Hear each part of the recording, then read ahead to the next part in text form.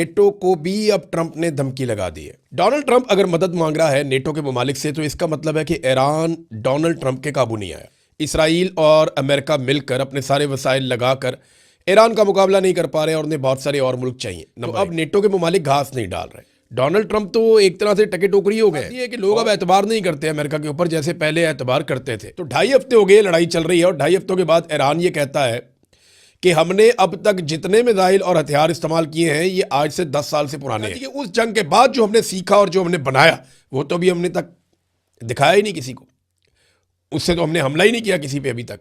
और ये बाकायदा ईरानी अफवाज और ईरानी वजारत खारजा बार बार ये बात कर रहे हैं। तो ईरान अपने आप को वापस खड़ा कर सकता है। कहा कि नेतन्याहू ने ट्रंप को इस हौलनाक और गैर मकबूल जंग में धकेला है, यानी फंसा दिया नेतन्याहू ने और एक दलदल में। अब उसे समझ नहीं आ रहा कि इससे बाहर कैसे निकलना है। बिस्मिल्लाहिर्रहमानिर्रहीम, अस्सलाम वालेकुम नाज़रीन, आप यूट्यूब चैनल देख रहे हैं, मैं इमरान खान हूँ। नेटो को भी अब ट्रंप ने धमकी लगा दी है। इसके दो मतलब हैं, याद रखिएगा। ट्रंप ने नेटो से कहा कि अगर नेटो ने ईरान के खिलाफ लड़ाई में अमेरिका का साथ ना दिया या वो इस लड़ाई में हमारे साथ ना उतरे नेटो के ममालिक, तो फिर नेटो के साथ बहुत बुरा होगा मुस्तकबिल में। ये डोनाल्ड ट्रंप ने कहा। यानी ये साफ धमकी है कि कल को अगर किसी और मुल्क के ऊपर या जो नेटो के ममालिक मेंबर हैं उनके ऊपर कोई अटैक करता है तो फिर अमेरिका जोर नहीं लगाएगा। एक तो मतलब ये है। दूसरा ये है कि अमेरिका उन्हें धमका रहा है, तिजारती लिहाज से भी धमकाता है, टैरिफ लगा के भी धमकाता है, उनकी मईशत को तबाह करके भी धमकाता है, फौजी नुक्ता नज़र से भी धमकाता है। तो एक तो बात यह भी है कि अमेरिका शायद उन्हें धमका रहा है। नेटो को धमकी लगाने का रीज़न क्या है? दो वजूहात हैं। नंबर एक, डोनाल्ड ट्रंप अगर मदद मांग रहा है नेटो के ममालिक से तो इसका मतलब है कि ईरान डोनाल्ड ट्रंप के काबू नहीं आया। सादी बात यह है ना, जब दो लोग लड़ रहे हो आपस में और एक आदमी मदद के लिए पुकारे कि आओ मेरी मदद करो, तो इसका मतलब क्या है कि जो दूसरा शख्स है वो उसके काबू नहीं आ रहा। अगर इस वक्त अमेरिका को नेटो की ज़रूरत है तो फिर इसका सादा मतलब यह है कि ईरान अमेरिका के कंट्रोल से बाहर है। इसराइल और अमेरिका मिलकर अपने सारे वसाइल लगाकर ईरान का मुकाबला नहीं कर पा रहे और उन्हें बहुत सारे और मुल्क चाहिए। नंबर एक।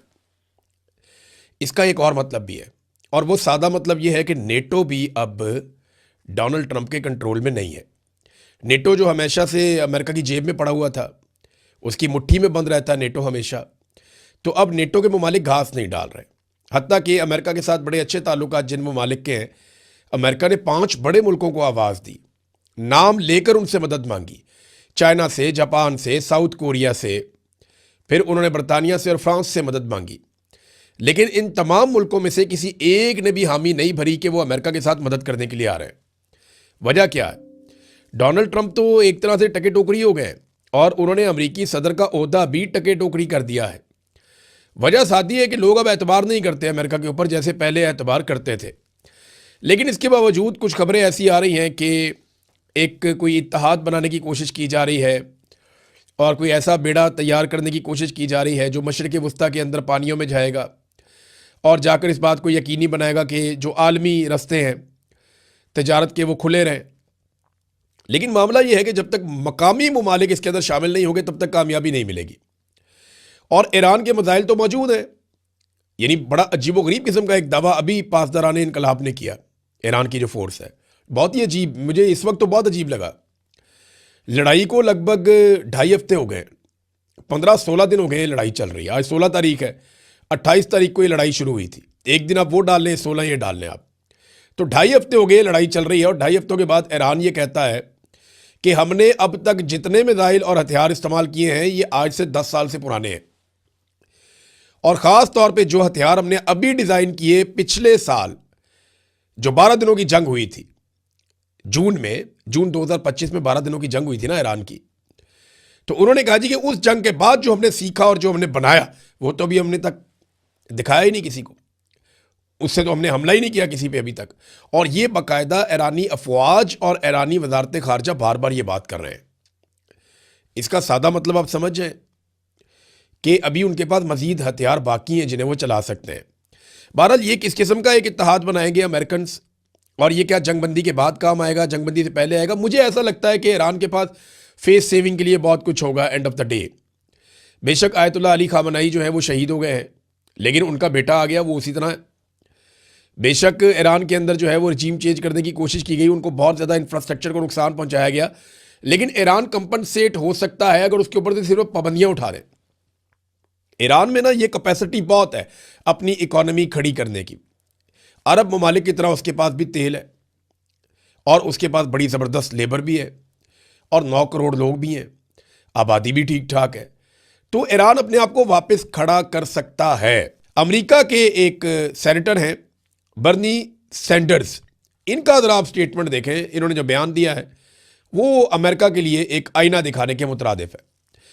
इन्होंने कहा कि नेतन्याहू ने ट्रंप को इस हौलनाक और गैर मकबूल जंग में धकेला है, यानी फंसा दिया नेतन्याहू ने और एक दलदल में। अब उसे समझ नहीं आ रहा कि इससे बाहर कैसे निकलना है। और वो बताते हैं कि बड़ी तादाद में ईरानी शहीद हो गए हैं, हलाक हो गए हैं, वो तो लिख रहे हैं, और 13 अमरीकी फौजी मारे गए हैं। 12 दिनों में लगभग 16.5 अरब डॉलर का जो है वो नुकसान हो गया है और 32 लाख ईरानी बेघर हो चुके हैं और 773 लबनान में लोग जाँ बहक हो चुके हैं, जबकि ईरानी 10,000 से ज़ायद ज़ख्मी हैं और इसके बावजूद हासिल कुछ नहीं हुआ। अमेरिका यानी आबनाए हुर्मुज़ भी बंद हो गई और अमेरिका ऐसी जगह फंस गया है जहाँ से वो निकल नहीं पा रहा। देखिए, आबनाए हुर्मुज़ को दौरान जंग अगर अमेरिका खुलवा देता है ना, तो डोनाल्ड ट्रंप की कुछ इज्जत बच जाएगी। लेकिन अगर टेबल पे बैठ के मुज़ाकरात के नतीजे में आबनाए हुर्मुज़ खुल जाती है और उसके बाद कोई बम नहीं चलता, तो फिर ईरान की इखलाकी फतह हो जाएगी। अब अरब जो है वो आहिस्ता आहिस्ता ये सोचेंगे कि अमेरिकन के जो हथियार हैं क्या वो हमारे काम के हैं। अरबों को भी अपने आप को उसी तरह इक्विप करना पड़ेगा, उसी तरह अपने मिसाइल बनाने पड़ेंगे, अपने हथियार तैयार करने पड़ेंगे जैसे ईरान ने किए। देखिए, अरबों को अगर कोई खतरा है तो उनकी लड़ाई तो इसराइल के साथ हुई है माजी में, आइंदा भी ऐसा लगता है उसी के साथ होगी। और इसराइल जिसको नाकाबिले तस्खीर समझा जाता था, वो पोल खुल गया, सारा झाका खुल गया, सबको पता चल गया कि ये तो मिथ ही टूट गई इसराइल की, आयरन डूम की। पाकिस्तान के अंदर बहुत सारे जर्नैल सहाफ़ियों को बिठाकर कहते थे कि हमें इसराइल के साथ ताल्लुकात इसलिए भी बनाने चाहिए कि इसराइल के इंडिया के साथ ताल्लुकात है, इंडिया जंग में फ़ायदा उठाता है, इसराइल की टेक्नोलॉजी बहुत अच्छी है, वो नाकाबिले तस्खीर है। और इस वक्त इसराइली शहर जो है वो जगह जगह पे मलबा पड़ा हुआ है जंग का, बहुत तबाही फिरी है। नेतन्याहू सामने नहीं आ पा रहा, छुपा हुआ है, मंजर आम पे आने से डर रहा है कि सामने आया, किसी जगह पे पब्लिक में आया तो पता चल जाएगा ये कहाँ पे है, उसके ऊपर अटैक हो सकता है, और पता नहीं वो अपने मुल्क में है भी या नहीं है।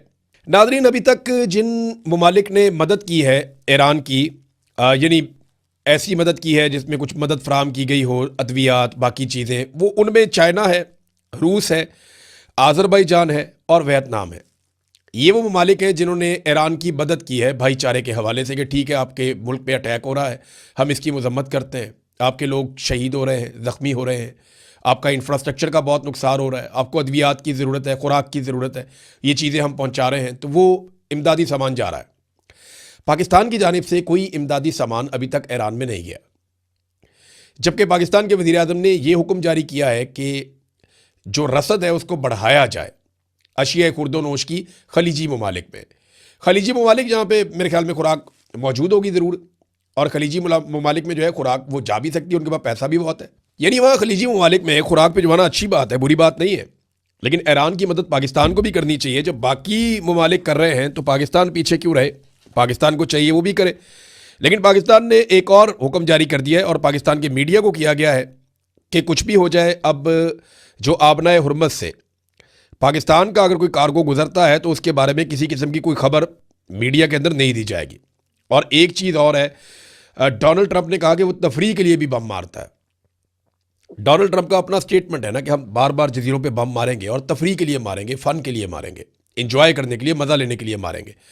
तो जो शख्स तफरीह के लिए बम बरसाए उसे अमन का नोबल इनाम देने वाले कितने बड़े ज़हनी मरीज़ होंगे आप ये सोचें।